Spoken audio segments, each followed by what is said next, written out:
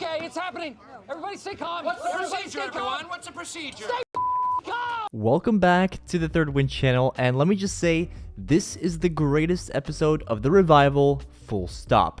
I don't even know where to start. This episode is incredible and packed with so much thoughtful writing. I absolutely loved it. Going to be hard to do this, but I'm gonna do my usual review now, but just you wait for the cruddy follow-up videos. So now let's go over what happens in this episode. First of all, we see Carly and Freddie working on iCarly again with a theater Shakespearean bit. First time we see them working on iCarly in a long time, which means Carly was right. The minute Pearl was gone, Freddie would have more time for her. But Carly is in this relatable struggle of wanting to see Freddie, but it also hurts to be around him because she wants them to be more. Freddie, being his usual supportive self, wants Carly to update her phone, but Freddie has not learned from the past, as Spencer is about to unveil his new electronical sculpture, and of course, when he turns it on, it creates quite the electrical malfunction, which also fries Carly's phone. When your phone is ruined, it sucks, but you get a new one. What you can't replace is old photos, and Carly's hard drive she had for the last 15 years with everything iCarly related on it also got fried because it's part of Spencer's memory lane sculpture, which he also makes an amazing artistic joke about. If the hard drives were empty, the meaning would be too. By the way, Spencer knows all about the Carly-Freddie situation, which is great as he's seen it all or most of it for the last 15 years. Freddie feels so bad for Carly that he offers to recreate the lost media, and Carly is surprised Freddie would do that for her, but agrees. Carly is battling this pain of having to see Freddie because she just wants to kiss him, and to avoid those feelings, she employs Spencer to make things less intimate. They'll be doing the less romantic memories. Our memories include the breathing mask scare, Freddie being embarrassed at school by his mom, and the return of a big character, BAGGLES. I joke, but not really, this is big. And then the fourth one is Carly working at the GROOVY smoothie, which was not such a fun job in the original. Then, I think not coincidentally, the song Freddie and Carly slow danced to in that very building around 15 years ago starts playing, and we see that dance again. What a moment. Of course, it doesn't top the original with Tebow, but still, it's pretty darn beautiful. And then Spencer comes in, to his credit as instructed, and stops them. After a day of shooting bad memories, Carly realizes she could use this to help her situation. If she creates the good memories, maybe Freddie will realize how Carly feels and reciprocate. She plans to recreate the Italy memory and tells Freddie to put on a suit. Alarm bells are ringing in my head at this point. This is it, we'll get to know the missing puzzle piece. What happened after IGOODBYE? And I had expectations, but this scene exceeded them by a million miles.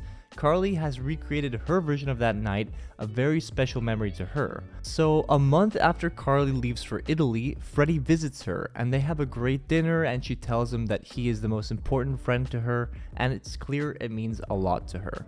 Freddie can't believe what Carly has done.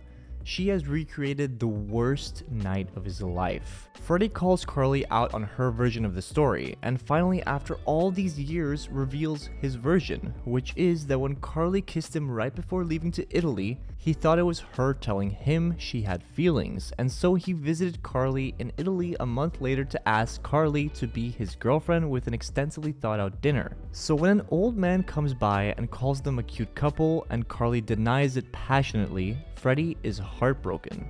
Freddie cuts his trip short, sleeps at the airport, and he explained to himself from that moment on that he'll never be strung along by Carly again. Carly reacts negatively to the fact that Freddie didn't appreciate her statement about their friendship in Italy and explains that that kiss in iGoodBye was for closure. Freddie and Carly fight about the subject and Freddie storms out. Spencer hugs Carly with no words. He understands her pain. Now, of course, there is so much to break down here, which I look forward to do in a dedicated video, but for now, we have to move on. Carly confers with Harper about what has happened, and as both Harper and Spencer have been trying to hint throughout the episode, she suggests that Carly should just talk to Freddie and be honest about how she feels. Carly is of course going through the relatable feeling of being scared to tell a friend that you have feelings for them, as it could ruin their friendship, and she doesn't want to risk it. Through Harper's questioning, Carly also comes to the realization that despite her incredibly obvious hints, Freddy might still not know how Carly feels about him. Next, we get to see the flip side. We get to see Freddy's reaction to the heated moment with Carly, and he tells Spencer that he couldn't sleep and he's wearing that same suit from the day before, and he feels terrible about how it all went down. Unknown to Freddy, Carly's upstairs waiting for Spencer to lure Freddy up, and it's not hard as Freddy wants to apologize at the very least. When Freddy comes upstairs, he is stunned by Carly's memory lane. All the old pictures are back. One of Sako's relatives, called Gizmo, helped Carly recover the photos. Carly is standing there waiting for Freddy. She's finally ready to admit her feelings. She starts by pointing out one of the pictures on the Ark, one from the pilot of the original. If you're familiar with my channel, you know that I talk about the pilot a lot, and this scene in particular is crucial to the entirety of the original and beyond. Hey, why don't you guys call your show iCarly? In this picture, we of course have the scene where the idea of iCarly was born. Freddy was the one who came up with the name iCarly, and he still remembers exactly how he said it. That was the day that you named iCarly. Internet, Carly, you. I absolutely love this. This is how you tie it all together. Of course, the characters will remember a moment like this. Freddy and Carly are alike in appreciating the past and all that they've been through together. Carly then goes on to explain to Freddy that she sees all that he's done for her, referencing I saved your life and how Freddy really did save her life. In that episode, she calls Freddy her hero, and Freddy waves it off by saying this will wear off, but Carly then says that it never did. He is her hero because he's always there for her, he makes her laugh, and he pushes her to do the things she doesn't want to do but are the right things to do. And then it comes out. Carly emotionally, difficultly tells Freddy that she likes him and wants to be with him. Carly realized in preparation for this moment that the risk of her confessing her feelings for him was worth it, and that's what Freddy was waiting for all these years. Freddy then explains to Carly that their friendship is the most important thing in the world, and that no matter where this ends, that must remain. They are both stunned by the fact that this moment, 15 years in the making, is actually happening. And then we see the kiss. A kiss that ties a knot between the original and the revival, and it's beautiful. And one of the most important and greatest moments in all of iCarly without a doubt. Now, there is so much to break down here, and we will, but now let's cover our subplot briefly and then do our usual character analysis, Easter eggs, and final takeaways. Our subplot involves Marissa trying to figure out her wedding dress, with Harper as her stylist. Marissa has finally been reinvigorated in life with Lubert, and she feels proud to be Marissa and not just Freddy's mom. A youthful feeling Marissa has naughty girls typed on her dress, and she truly resonates with this. She's not getting any younger, and she wants to live to the fullest for herself. Ultimately, Freddy walks in and sees the dress, and of course, with Freddy being who he is, Marissa now feels that she can't use this dress as Freddy has now seen it, but having spent the day with Marissa and learning more about her, Harper comes up with an idea bound to be the perfect dress for Marissa, and Marissa loves it and hires Harper to be her stylist. That's what happens in this episode. Now let's do some brief character analysis, and how could I not start with Carly? Carly has a new boyfriend. He makes her laugh, leads her in the right direction, and most importantly, he is and will always be there for her. That's all Carly could ever want, and what we've been finding out recently is that Carly has a pretty niche sense of humor. Most people think it's silly, but Freddy is right there on the same wavelength, so they're really hand in glove. Logically, next, let's talk about Freddy.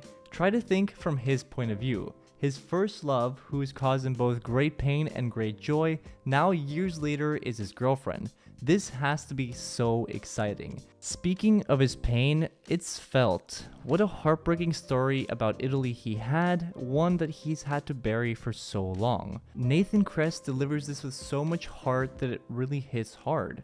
I have some reflecting to do here, but there's a hefty credit video coming real soon. Next, Spencer is very close with both Carly and Freddy, and he thinks they would make a great couple. And that's coming from the man who's seen them grow up together for the last 15 years. that means something. You can also see Spencer's parental instinct kicking in. He's there for Carly as his first priority, and you can see this throughout this episode. Moving on, Harper's styling job is back, and she's going to get paid well for it apparently.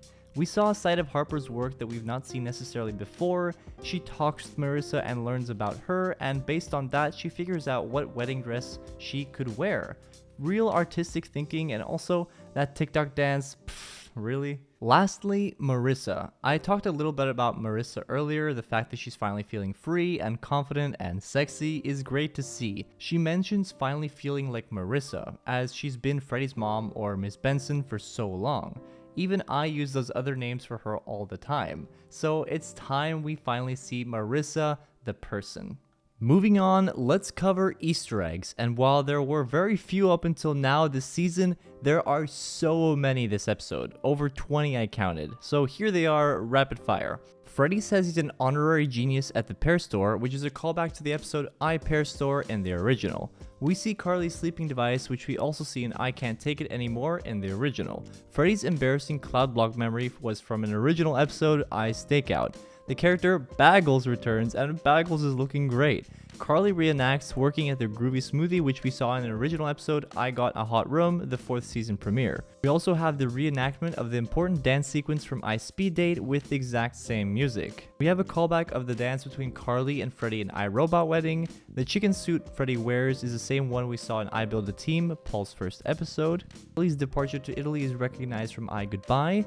The kiss from IGOODBYE is discussed for the first time. We get a mention of Socko, which I think might be the first time in the revival. We get a callback to iPilot and that Freddie came up with the name iCarly. Then we also get a mention of the taco truck that hit Freddie when he was saving Carly and how Carly called him her hero. Here there's a lot of pictures from the original, all callbacks, and we get to see Sam on screen. Last one here is for true fans of the original. The power cutting out in Spencer's sculpture is clearly a throwback to I Want a World Record, where we learned that too many electronic gadgets on the sculpture will cause a power outage in the apartment. I know that was a lot, but it makes me so happy with all these Easter eggs. Now, lastly, I want to do key takeaways from this episode. First of all, the whole crew did an amazing job for this episode. The writers and Freddie and Carly in particular.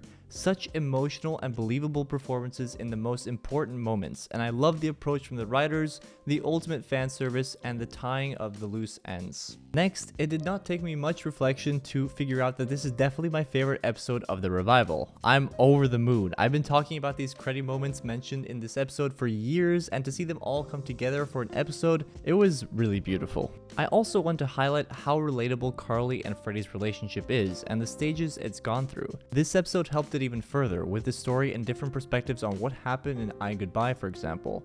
I've said this many times, but now it's coined. Carly and Freddie really is the heart of the show, as this revival has shown. Last takeaway, I think I'm not the only one that's surprised that we have Carly and Freddie in a relationship in episode 3 already. It's going to be interesting to see where they will go from here, and we've all been promised a finale that's going to be huge and surprising and will keep us wanting more. What could that be? I want to leave you with a fact before I wrap up the review. The kiss was improvised. Anyways, there is too much to say, but I hope you've enjoyed my first thoughts here, and I'll see you soon with predictions, analysis, credit, and this week's Q&A, so drop your questions below. That's all for now. Thank you for watching, consider subscribing, and let's go credit.